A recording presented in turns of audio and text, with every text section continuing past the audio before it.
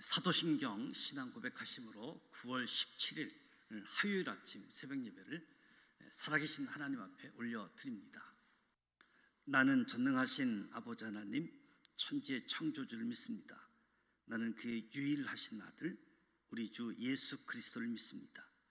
그는 성령으로 잉태되어 동정녀 마리아에게서 나시고 본디오 빌라도에게 고난을 받아 십자가에 못 박혀 죽으시고 장사된 지 사흘 만에 죽은 자 가운데서 다시 살아나셨으며 하늘에 오르시어 전능하신 아버지 하나님 우편에 앉아 계시다가 거기로부터 살아있는 자와 죽은 자를 심판하러 오십니다. 나는 성령을 믿으며 거룩한 공교회와 성도의 교제와 죄를 용서받는 것과 몸의 부활과 영생을 믿습니다. 아멘. 찬송가 310장 하나님의 은혜로 하나님께 찬송하도록 합니다.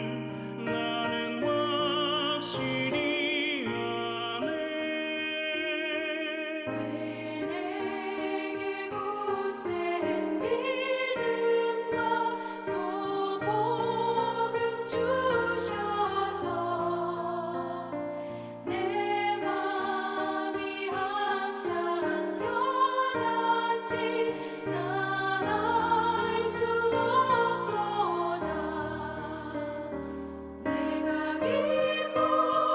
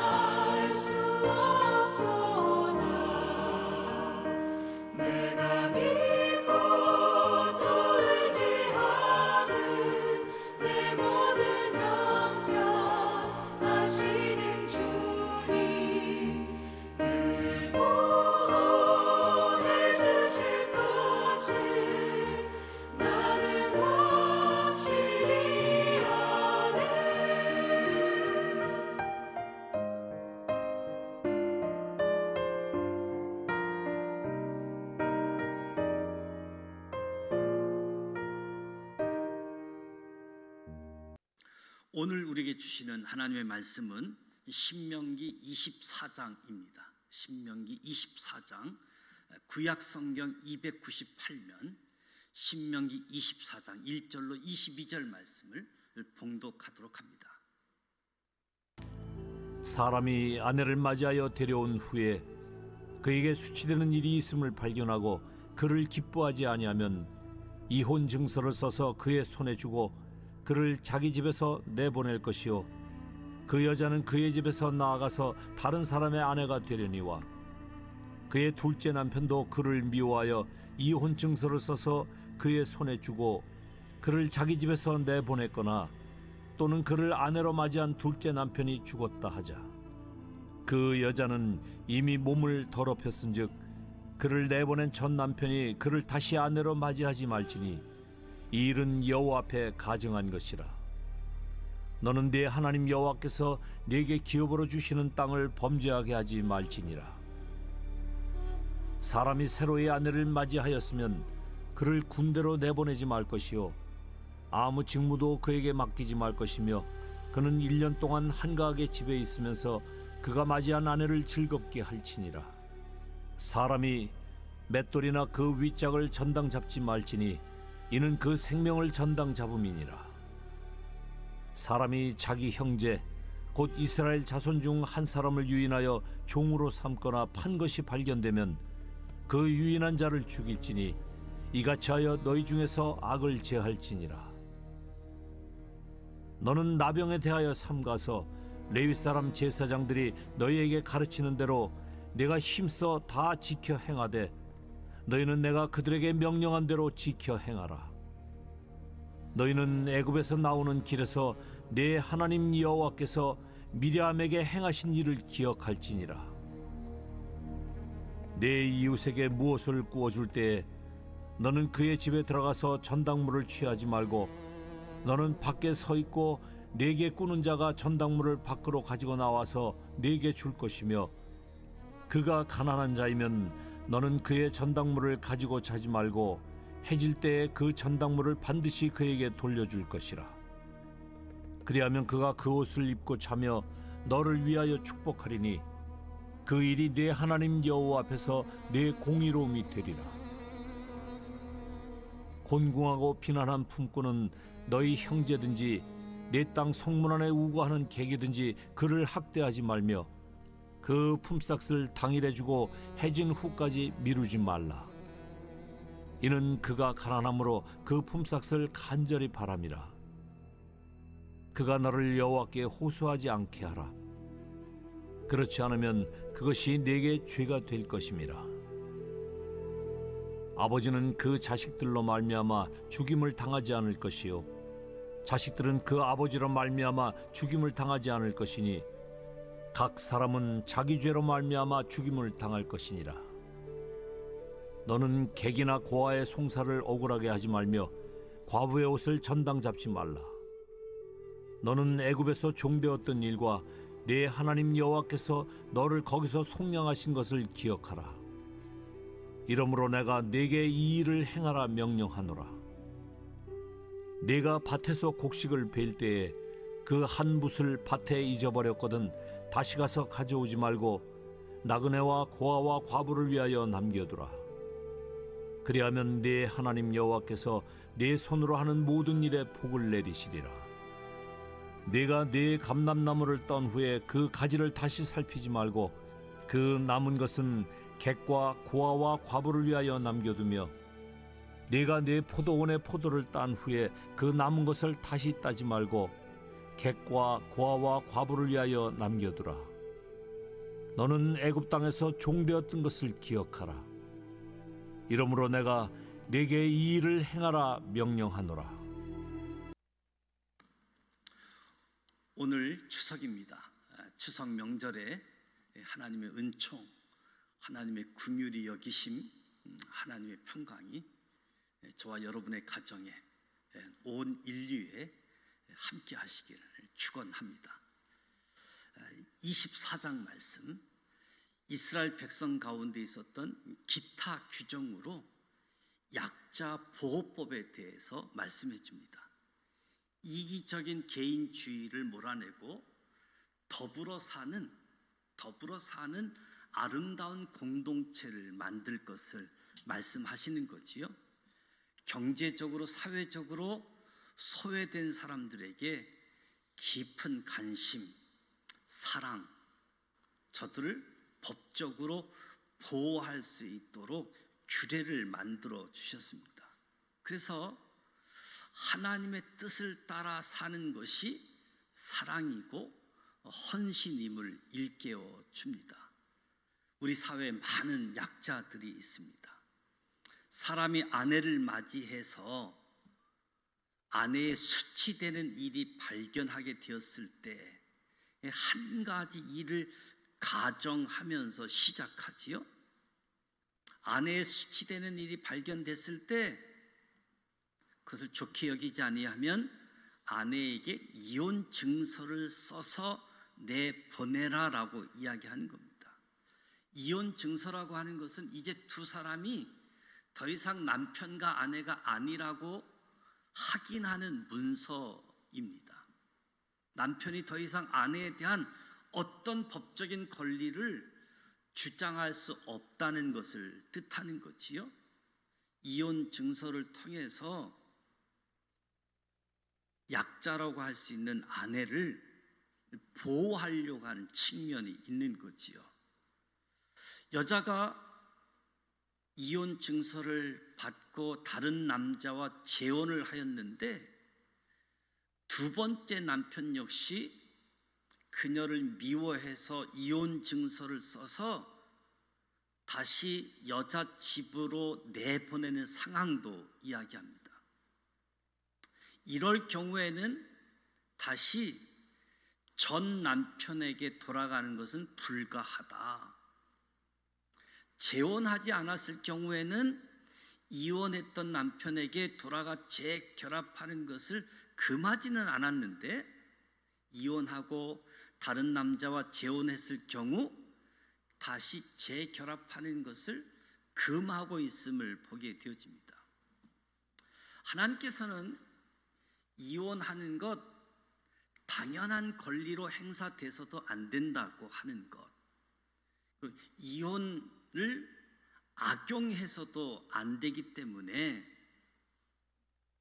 이혼이라고 하는 증서 제도를 매우 신중하게 결정하라고 하는 의도에서 약자를 보호해주기 위한 규례이지요. 그래서 새롭게 결혼할 부부에 대한 규정도 있는데 사람이 새로이 아내를 맞이하면 그를 군대로 보내지 말게 하라 이야기합니다. 그리고 약자들 가운데 맷돌을 전당 잡을 경우, 이 맷돌은 요리를 준비하는 데 사용하는 도구인데 매일 맷돌을 이용해서 필요한 밀가루를 만들고 음식하는 아주 기본적인 도구인데 맷돌은 전당 잡지 말라. 맷돌을 전당 잡는다라고 하는 것은 그 사람의 생명을 전당 잡는 것과 같다라고 이야기합니다. 그리고 사람을 납치하여 노예로 삼거나 다른 사람에게 판 일이 있다? 이건 분명한 악이고 이것이 발각된 사람은 사형에 처해야 된다. 사실 사람을 납치하고 유기하는 근본적인 이유도 경제적인 이유 때문이라고 할 수 있겠지요. 8절 9절에는 나병의 규례에 대해서 이야기합니다. 나병에 대해서는 레위 사람 제사장들에게 그 권한을 이임해 주고 있습니다. 제사장들이 명령하는 대로, 제사장들이 규정하는 대로 지켜 행하라라고 말씀하고 있지요. 이 나병의 규례에 대해서는 레위기 13장 14장에 자세히 나와 있습니다. 나병 환자는 제사장을 통해 학증받고 공동체로 다시 돌아올 수 있도록, 그래서 이 공동체 안에 영적인 질서를 강조하는 모습을 보게 되어집니다. 10절에서 15절 말씀에 볼 때 이웃과의 관계에서 구워줄 때 이웃이 어렵기 때문에 무언가 도움을 구하려고 돈을 빌리려고 할 때 그때 그의 집에 들어가서 전당물을 취하지 말라. 그러니까 이웃에게 무엇을 구워줄 때 어떤 물건을 담보로 가져오거나 하지 말라는 명령을 주는 거지요. 그래서 그 집에 들어가서 전당물 효과가 있는 것 취하지 말라고 하는 거예요. 전당물을 잡기 위해서 애초에 그 집에 들어가지 말라. 이웃의 집에 함부로 들어갈 수 없음을 규정하는 거지요. 그러니까 채무자가 자의적으로 저당물을 턱해서 집 바깥으로 가지고 나올 때 이 저당물의 효력이 발생하는 것이 어려운 형편에 처해 있고 빚을 진다라고 할지라도 이 주종관계가 아니다. 수평관계임을 가르쳐 주는 겁니다. 저당 다필 일이 있을 때 그를 긍휼히 여겨주고 그 사람에게 자비를 베풀어야지 됨을 말씀해 주는 거지요.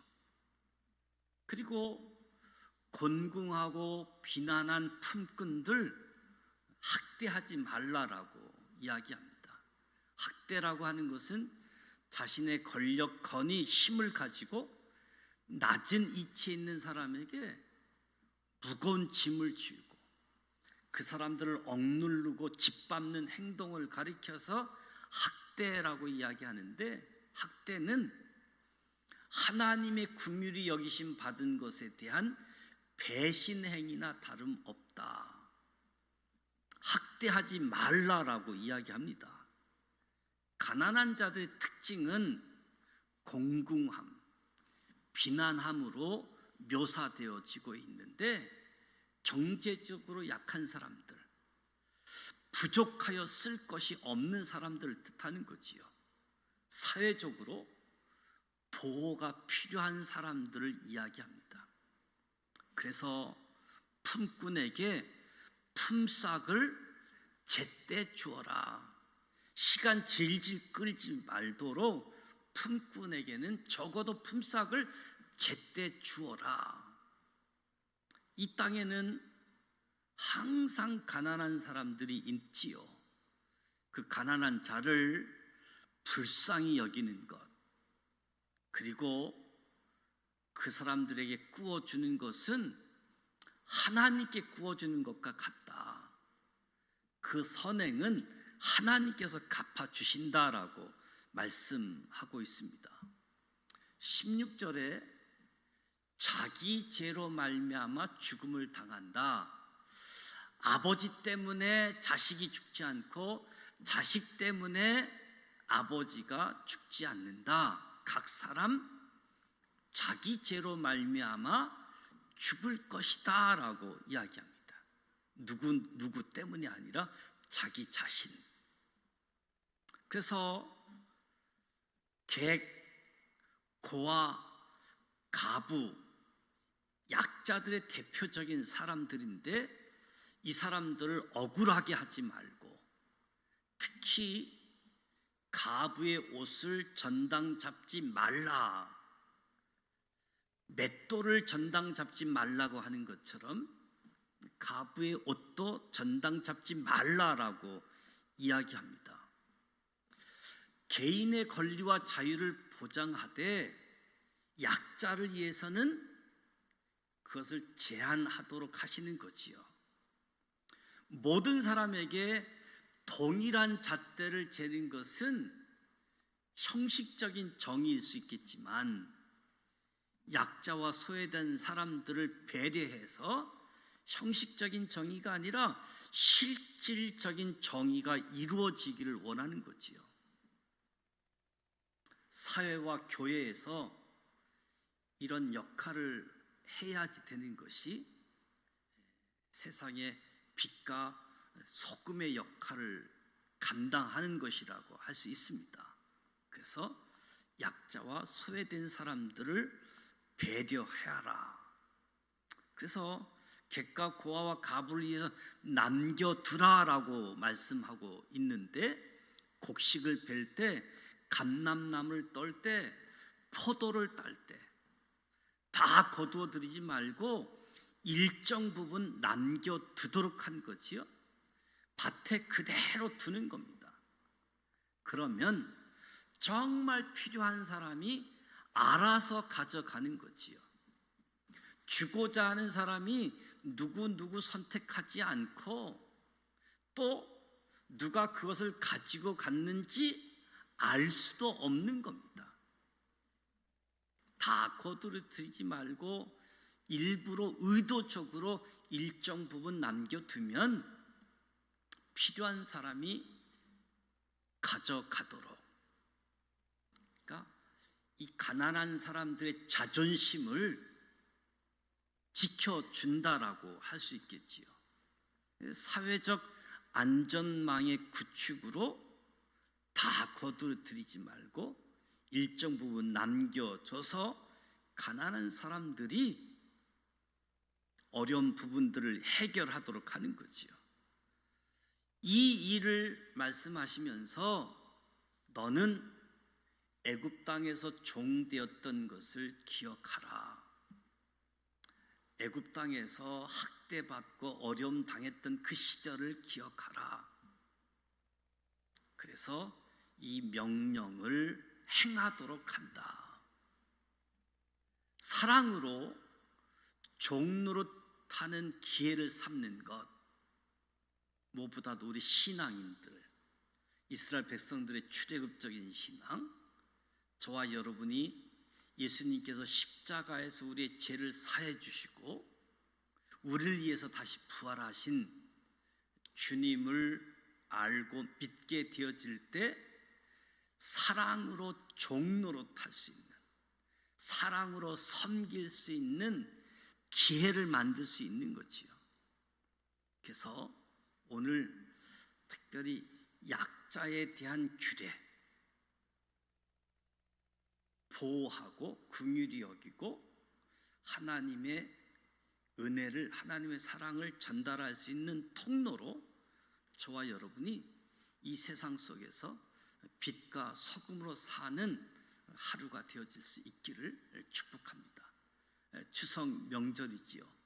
가족도 만나고 또 친지들도 만나고 또 고향을 방문하는 사람들, 고향 사람들, 또 고향의 교회, 옛날 신앙인들 함께 만나게 되어지는데, 무엇보다도 하나님의 사랑으로 섬길 수 있는 저와 여러분, 그래서 누구보다도 하나님에 대한 신앙을 바르게 하고 약자들을 보호하면서 서로 더불어 살아가는 아름다운 신앙 공동체를 만들어가는 아주 소중한 시간, 또 이 추석 명절을 통해서 무너진 가족들이 다시 하나가 되어지고 서로 이해도 하고 또 용서도 해주고 하나가 되어지는 이 일에 다시 한번 마음을 모으고 하나님 말씀 의지해서 더불어 사는 공동체를 만들어가는 하나님의 마음, 그 마음이 저와 여러분을 통해서 잘 전달되어지기를 축복합니다. 그래서 오늘 저와 여러분 만나는 모든 사람들에게 이 하나님의 마음이 저와 여러분을 통해서 전달되어질 수 있고, 특히 어려운 사람들, 약자들이 다시 힘을 얻을 수 있는 기회, 이런 기회에 자존심 상하고 더 상처가 주어지는 일이 없도록 좀 더 한 번 더 깊이 생각을 해서 그들에게 마음의 평안함, 그들이 격려받고 세임 얻고 다시 가족의 소중함을 기억하면서 가족 공동체를 세워가는 일에 함께 하실 수 있기를 주님의 이름으로 축복합니다. 주기도문 하겠습니다. 하늘에 계신 우리 아버지, 아버지 이름을 거룩하게 하시며 아버지의 나라가 오게 하시며 아버지의 뜻이 하늘에서와 같이 땅에서도 이루어지게 하소서. 오늘 우리에게 일용할 양식을 주시고 우리가 우리에게 잘못한 사람을 용서하여 준 것 같이 우리 죄를 용서하여 주시고 우리를 시험에 빠지지 않게 하시고 악에서 구하소서. 나라와 권능과 영광이 영원히 아버지의 것입니다. 아멘.